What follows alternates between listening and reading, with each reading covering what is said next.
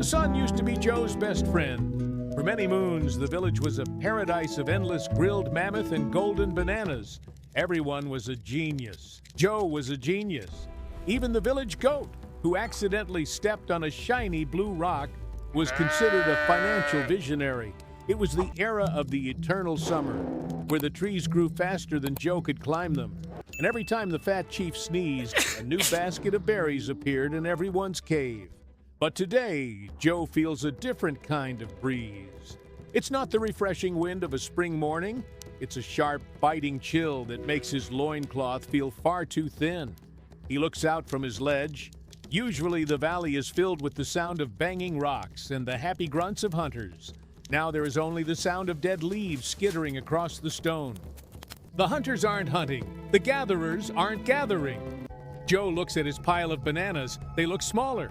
They feel colder. The village isn't just quiet. It's waiting for something bad to happen. This is the Shiver. It's that moment when the tribe realizes that the party might be over, but the fire is already dying out. Joe notices that the magic vines the chief gave everyone, vines that allowed you to trade a promise of a future fish for a spear today, are starting to snap.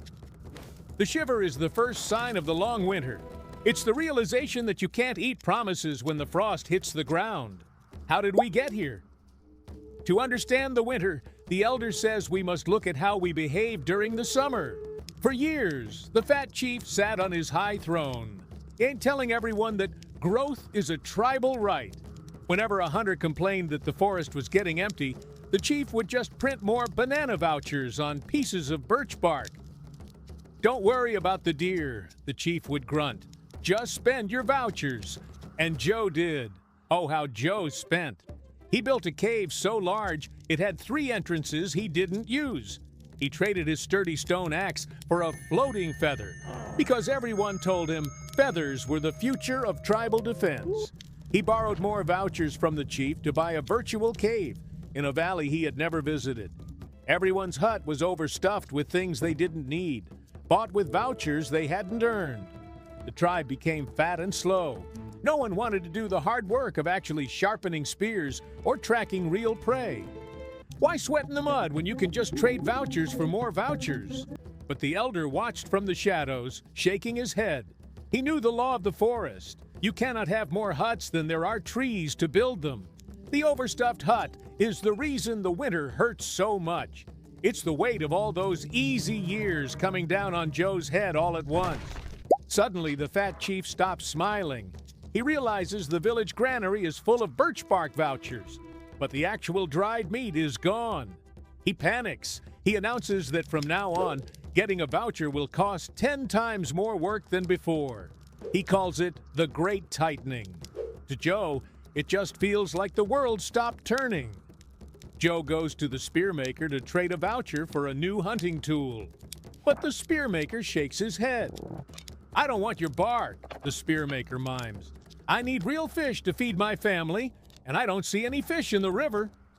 Joe goes to the berry gatherer, but she has locked her cave door with a heavy boulder. She's terrified that if she lets her berries go today, she won't see another one until the snow melts. This is the freeze. In the modern world, they call it liquidity drying up. In the cave, we call it the day the trust died. When everyone is afraid, everyone stops moving. When everyone stops moving, the village dies a little bit every day. Joe tries to sell his virtual cave to get some real bananas, but no one wants it. He tries to sell his floating feather, but people just laugh. The things Joe thought were wealth during the summer are now just trash cluttering his cave. He is asset rich, but belly empty. The winter deepens. This is the part that hurts the most. The hungry moon is when the tribe has to pay for the sins of the summer.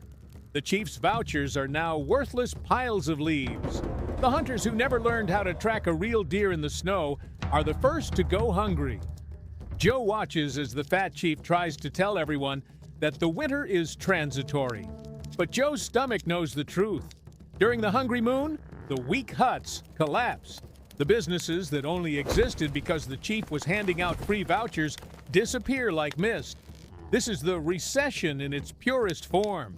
It is a period of economic fasting. It is painful, it is cold, and it makes the tribe angry. Joe sees his neighbors fighting over a single shriveled root. He realizes that for years, they weren't building a village, they were just playing a game of who can hold the most bark. But the elder whispers a secret to Joe. The hungry moon is not a mistake, it is a cleaning. The forest cannot sustain 1,000 lazy hunters who don't know how to hunt. The winter is the forest's way of removing the rot. It is a brutal, heartless, but necessary reset. Only the hunters who kept a secret stash of real dried meat and who kept their spears sharp even when the sun was shining can walk through the snow without fear. So what does Joe do? Does he sit in his cave and cry until the frost turns him into a statue? No. The elder teaches him the survival ritual. First, Joe must throw away the trash. He clears out the floating feathers and the virtual cave promises. He accepts that the summer wealth was an illusion. And this is called capitulation. It's the moment you stop lying to yourself. Second, Joe looks for the evergreens.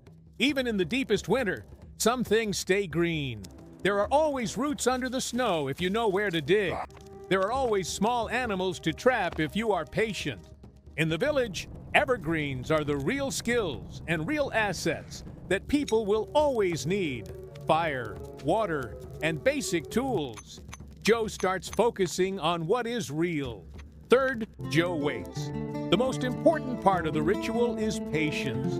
Most hunters die in the winter because they run out into the blizzard, panicking and screaming, wasting their last bit of energy. Joe stays in his cave, tends to a small, controlled fire, and watches the sky. He knows that the stars always move in a circle.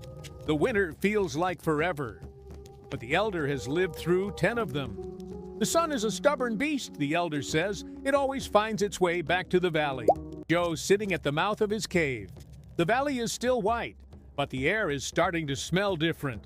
The ground is hard, but Joe's spear is sharper than it has ever been. He is thinner now, but he is stronger. He has learned that easy bananas are a trap, and that the chief is not a god. He doesn't say a word, but his eyes say everything. He points to a tiny green sprout pushing through a crack in the stone. The winter is still here, but the seed of the next summer is already growing. The recession is almost over. Not because the chief did something smart, but because the village finally finished cleaning out the garbage. The elder's voiceover gives one final warning. When the sun comes back and the baskets are full again, remember the chill.